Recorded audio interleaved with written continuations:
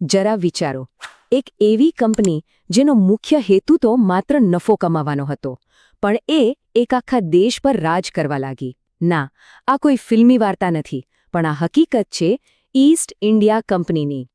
આ એક એવી ગાથા છે જેણે વ્યાપારના નામે શાસનનો પાયો નાખ્યો અને ઇતિહાસની દિશા જ બદલી નાખી. પણ સવાલ એ છે કે આ બધું થયું કેવી રીતે? કેવી રીતે વેપારીઓનું એક જૂથ શાસક બની ગયો? કેવી રીતે એક પ્રાઇવેટ કંપનીએ આખા દેશને પોતાના કાબૂમાં લઈ લીધો? ચાલો આજે આ અવિશ્વસનીય સફરને સમજીએ. આખી વાતનો સાર બસ આટલો જ છે. આવ્યા હતા વ્યાપાર કરવા, પણ અહીં રહી ગયા શાસન કરવા. જો કે આ બદલાવ કોઈ એક રાતમાં નથી આવ્યો. આ એક ધીમી પણ ખૂબ જ ચાલાકીથી ભરેલી પ્રક્રિયા હતી, જેની શરૂઆત તો સામાન્ય વ્યાપારથી જ થઈ હતી. તો ચાલો શરૂઆતથી શરૂ કરીએ.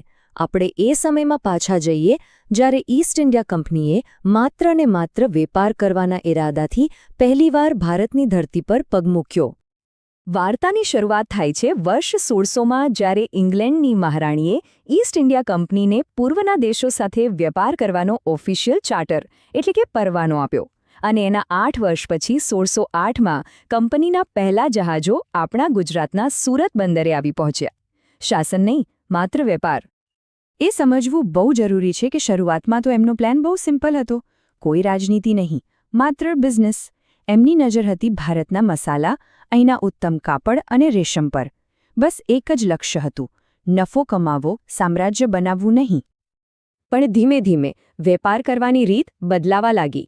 કંપનીને સમજાયું કે જો ખરેખર મોટો નફો કમાવો હોય તો માત્ર વેપારથી કામ નહીં ચાલે, તાકાત પણ જોઈશે. અને બસ અહીંથી જ આખી ગેમ બદલાવાની શરૂઆત થઈ. આ પરિવર્તન સ્ટેપ બાય સ્ટેપ આવ્યું. પહેલાં તો વેપાર માટે ફેક્ટરીઓ બનાવી, પછી એની સુરક્ષાના નામે કિલ્લેબંધી કરી, પછી પોતાની ખાનગી આર્મી ઊભી કરી, અને જોતજોતામાં બોમ્બે, મદ્રાસ અને કલકત્તા જેવા વેપારી મથકો એમના સૈન્યના ગઢ બની ગયા. અને પછી આવ્યા 2 એવા યુદ્ધો જેણે ભારતનું ભવિષ્ય નક્કી કરી દીધું. 1757માં પ્લાસીનું યુદ્ધ અને 1764માં બક્સરનું યુદ્ધ. આમ માત્ર લડાઈઓ નહોતી, પણ ભારત પર શાસન કરવાની ચાવી હતી. આ જીત પછી કંપની હવે ફક્ત એક વ્યાપારી નહોતી રહી, પણ એક એવી રાજકીય તાકાત બની ગઈ હતી જેની સામે કોઈ ટકી શકે એમ નહોતું. લશ્કરી તાકાત તો મળી ગઈ, હવે વારો હતો અસલી પાવર પ્લેનો.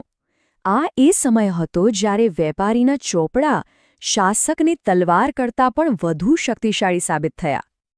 આ એક વર્ષ ઇતિહાસમાં બહુ જ મહત્વનું છે. 1765.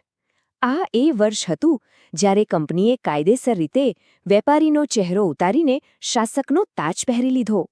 આ એક જ વર્ષે આવનારા લગભગ 200 વર્ષ માટે ભારતનું ભવિષ્ય લખી નાખ્યું. થયું એવું કે કંપનીને દીવાની હકો મળી ગયા. આનો સીધો મતલબ એ હતો કે હવે બંગાળ, બિહાર અને ઓરિસ્સા જેવા ભારતના સૌથી સમૃદ્ધ પ્રાંતોમાંથી ટેક્સ ઉઘરાવવાનો અધિકાર કંપનીનો હતો. એટલે કે જે કંપની અત્યાર સુધી માલ વેચતી હતી એ હવે લોકો પાસેથી ટેક્સ ઉઘરાવતી સરકાર બની ગઈ. આ બદલાવ જુઓ કેટલો મોટો છે. 1608માં જે કંપની વેપાર કરવા માટે પરવાનગીઓ માંગતી હતી, એ જ કંપની 1765 સુધીમાં કરોડો લોકો પર રાજ કરતી સરકાર બની ગઈ હતી. કદાચ ઇતિહાસનું સૌથી મોટું કોર્પોરેટ ટેકઓવર. પણ જ્યારે કોઈ કંપની સરકાર ચલાવે જેનો મુખ્ય ધ્યેય માત્ર ને માત્ર નફો કમાવાનો હોય, ત્યારે શું થાય? શોષણ. કંપનીના શાસને ભારતને આર્થિક રીતે ખોખલું કરી દીધું, અને આ જ શોષણમાંથી જન્મ્યો એક ભયંકર વિદ્રોહ. આ શોષણને ડ્રેન ઓફ વેલ્થ કહેવાય છે. જરા વિચારો, ભારતની સંપત્તિ અને સંસાધનો એક જ દિશામાં વહી રહ્યા હતા, સીધા ઇંગ્લેન્ડ. ભારતના ભોગે બ્રિટન અમીર બની રહ્યું હતું, અને એના બદલામાં ભારતને મળી રહી હતી ગરીબી અને પારમાલી. અને એની અસરો ભયંકર હતી. સ્થાનિક કારીગરો અને ઉદ્યોગો બરબાદ થઈ ગયા. ખેડૂતો પર ટેક્સનો એટલો બોજ નાખવામાં આવ્યો કે તેઓ દેવામાં ડૂબી ગયા. ચારે બાજુ ગરીબી ફેલાઈ ગઈ, કારણ કે દેશની સંપત્તિ તો ઇંગ્લેન્ડ જઈ રહી હતી. દાયકાઓ સુધી આ બધું સહન કર્યા પછી લોકોની ધીરજ ખૂટી. આ દબાયેલો ગુસ્સો 1857માં એક જ્વાળામુખીની જેમ ફાટ્યો. આ વિદ્રોહ કંપનીના શાસન સામે પહેલો અને સૌથી મોટો પડકાર હતો. 1857ના બળવાએ કંપનીના શાસનના તાબૂતમાં છેલ્લો ખિલ્લો મારી દીધો. ભલે અંગ્રેજોએ આ બળવાને નિર્દયતાથી કચડી નાખ્યો, પણ આ ઘટનાએ એ નક્કી કરી દીધું કે હવે એક કંપની ભારત પર રાજ નહીં કરી શકે. તો જુઓ, બરાબર 100 વર્ષનો સમયગાળો. 1757માં પ્લાસીના યુદ્ધથી જે શાસન શરૂ થયું તે 1857ના વિદ્રોહ સાથે સમાપ્ત થયું અને 1858માં બ્રિટિશ સરકારે ઈસ્ટ ઇન્ડિયા કંપનીને ખતમ કરી અને ભારતનું શાસન સીધું પોતાના હાથમાં લઈ લીધું. એક કોર્પોરેશનનો ખેલ પૂરો થયો. અને આખરે 1858માં ગવર્મેન્ટ ઓફ ઇન્ડિયા એક્ટ સાથે સત્તાવાર જાહેરાત થઈ ગઈ. ભારતનું શાસન હવે કંપની પાસેથી લઈને સીધું બ્રિટિશ તાજને સોંપવામાં આવે છે.